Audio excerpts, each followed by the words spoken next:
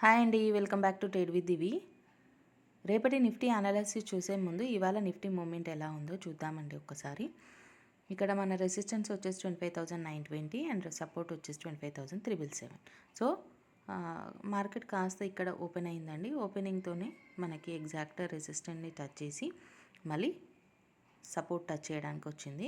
So premium DK చేసుకుంటూ ఒక రేంజ్లో కన్సాలిడేషన్ అయితే జరిగింది ఈ రేంజ్లో. సో ఇక్కడ మూమెంట్ వదిలేస్తే మిగతా అంతా రేంజ్ బౌండ్లో ఉండింది.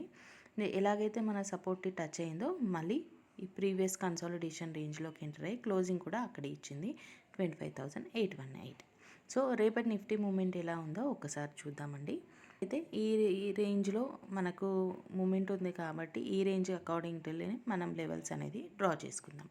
సో ఇక్కడ ఆల్రెడీ సపోర్ట్ తీసుకుంది కాబట్టి బౌన్స్ బ్యాక్ అవుతుంది. ఇక్కడ ఈ లెవెల్ నుండి కాల్ సైడ్ కోసం చూసుకునేది ఉంటే ఆల్రెడీ ఇక్కడ ఈ లెవెల్ని టచ్ చేసింది కాబట్టి మళ్ళీ అప్ సైడ్ వెళ్ళేది ఉంటే 25,860ని బ్రేక్ చేసి నెక్స్ట్ మనకి టార్గెట్ వచ్చేసి 25,900. ఇక్కడ కాస్త కన్సాలిడేషన్ జరిగిన తర్వాత 25,920 వరకు రావచ్చు. And next level 25,966 and final వచ్చేసి 26,000. లేదు బేరీ సైడ్ ఆల్రెడీ కంటిన్యూ అవుతుంది మార్కెట్. ఇక్కడ కూడా జస్ట్ పుల్ బ్యాక్ కోసం వచ్చింది, ఈ జోన్ని రీటెస్ట్ చేసింది అనుకునేది ఉంటే మళ్ళీ ఇక్కడ వరకు రావచ్చు అండి. 25,377, 25,725 అండ్ ఫైనల్ లెవెల్ వచ్చేసి 25,695. సో నిన్న అనాలిసిస్ వీడియో అండ్ ఇవాళ అనాలిసిస్ వీడియో ఆల్మోస్ట్ సేమ్ ఉంటుందండి లెవెల్స్.